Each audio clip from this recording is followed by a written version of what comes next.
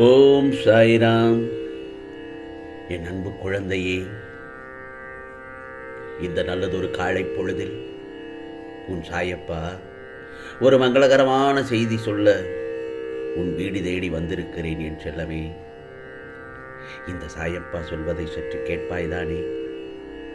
நான் சொல்வதை கேட்பதற்கு முன் ஓம் சாய்ராம், ஓம் ஸ்ரீ சாயிநாதாய நமக என்று ஒரு 3 முறை பதிவு செய்துவிட்டு உன் சாயப்பா சொல்வதை கவனமாக கேள்.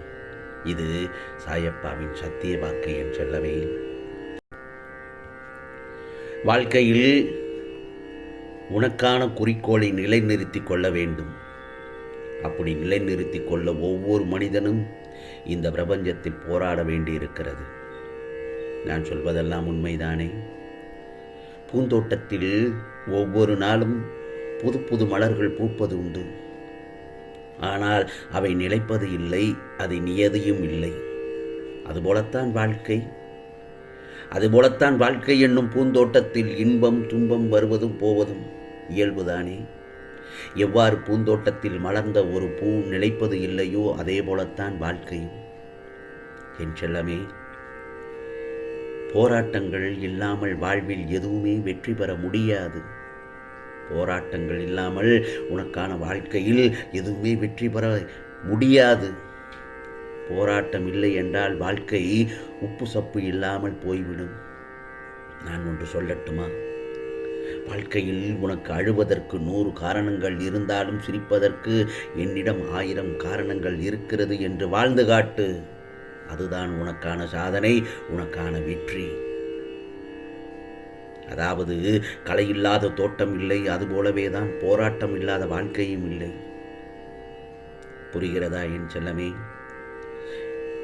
உனக்கான வாழ்க்கையை அழகானதாக மாற்றிக்கொள்வது உன் கையில்தான் இருக்கிறது. முயற்சி செய், நிச்சயமாக நல்லதொரு வெற்றி கிடைக்கும். இந்த நல்லதொரு காலை பொழுதில் உன் சாயப்பா சொல்வது நிச்சயமாக உனக்கான வாக்குதான் என் செல்லமே. நம் ஊரில் பலரும் சந்தோஷமாக வாழ்கிறார்கள் என்பதை விட பல சமயங்களில் சமாளித்துக் கொண்டு வாழ்கிறார்கள் என்பதுதானே உண்மை. எல்லோரும் அவரவர் வாழ்க்கையில் ஏதாவது ஒரு பிரச்சனையை அன்றாடம் சமாளித்துக் கொண்டுதான் வாழ்க்கையை நடத்துகிறார்கள். இதை உன்னுடைய தாத்தா காலத்திலிருந்து அது அடுத்து உன்னுடைய அப்பா காலத்திலும் நீ பார்த்திருப்பாய். அவர்கள் பட்ட கஷ்டம் உன்னை வளர்ப்பதற்கு, உன்னை ஆளாக்குவதற்கு. அதே போலத்தான் நீயும் இப்பொழுது உன் பிள்ளைகளை வளர்ப்பதற்கு கஷ்டப்படுவதும் துன்பப்படுவதும் அதிலும் ஒரு சந்தோஷம் இருக்கிறதல்லவா? அதாவது கவலைகள் நம்மை சூழ்ந்து கொள்ள சிறிதும் இடம் தராமல் வாழ்க்கையில் சின்ன சின்ன மகிழ்ச்சியை கூட ரசித்து கொண்டே இரு. அந்த மகிழ்ச்சியை ரசித்து வாழ கற்றுக்கொண்டால் உன் வாழ்க்கையை நிச்சயமாக அழகாகும் என் செல்லமே. சற்றும் சுவாரஸ்யம் குறையாமல் வாழ்க்கை அழகாக நகர்ந்து செல்லும். கஷ்டத்தை மட்டும் நினைத்து வாழ்ந்து கொண்டே இருந்தால் உனக்கான வாழ்க்கை நிம்மதியாகவே இருக்காது. சின்ன சின்ன நிகழ்வுகள், ஏன் பெரிய சந்தோஷம்தான் உன்னை நிலைத்திருக்கும், உன்னை மகிழ்ச்சிக்கு வைக்க வந்திருக்கும் என்று நினைக்கின்றாயா?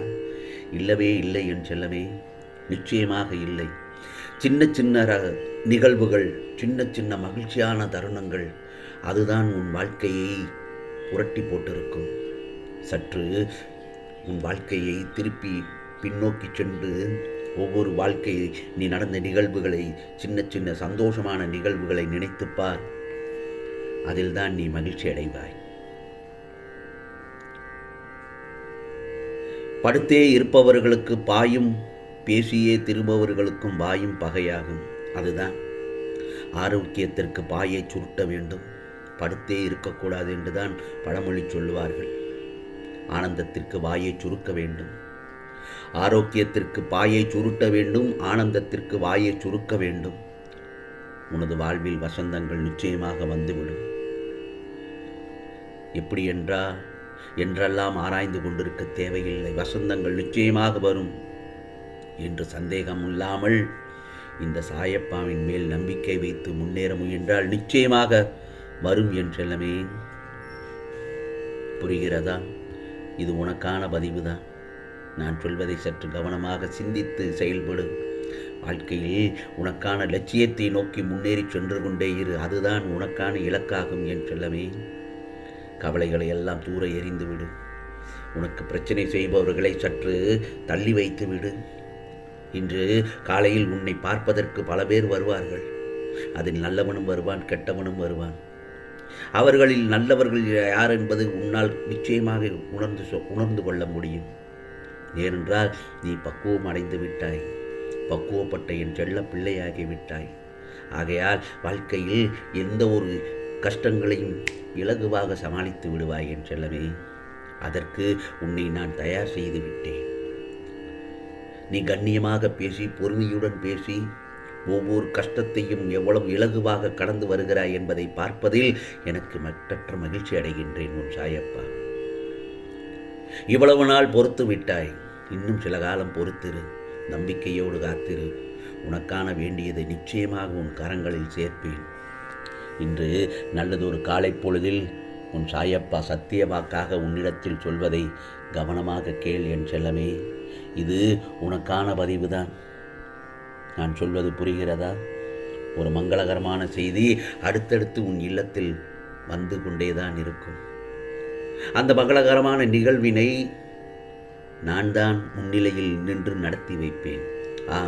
ஏதாவது ஒரு ரூபத்தில் வந்து உன் வீட்டில் நல்லதொரு மங்களகரமான நிகழ்வினை நடத்தி காட்டுவேன்.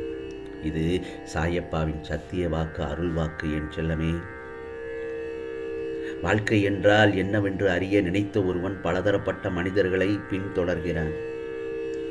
புரிகிறதா? ஒரு பூங்காவை கடக்கும் சிறுவன் தன் அப்பாவிடம் இந்த வாழ்க்கை அழகானது என்கிறான். மருத்துவமனையை கடக்கும் நடுத்தர வயதுள்ள ஒருவனோ இந்த வாழ்க்கை துன்பகரமானது என்கிறான். ஆறுதல் சொல்லும் மனிதர்களை கண்டவனோ வாழ்க்கை என்பது மனிதர்களால் ஆனதாக கூறுகிறான்.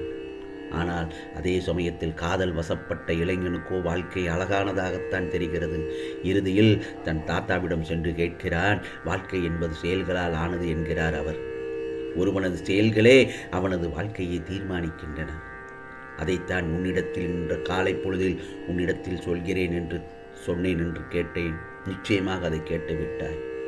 ஒருவன் எத்தனை காலம் வாழ்ந்தான் என்பதை விட எப்படி வாழ்ந்தான் என்பதே சிறப்பாகும்.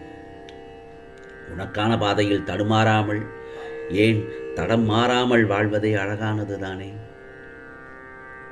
வாழ்க்கை ஒன்று, ஆம் செல்லமே, வாழ்க்கை ஒன்று. பல பார்வைகள் பலவிதமாக இருக்கிறது.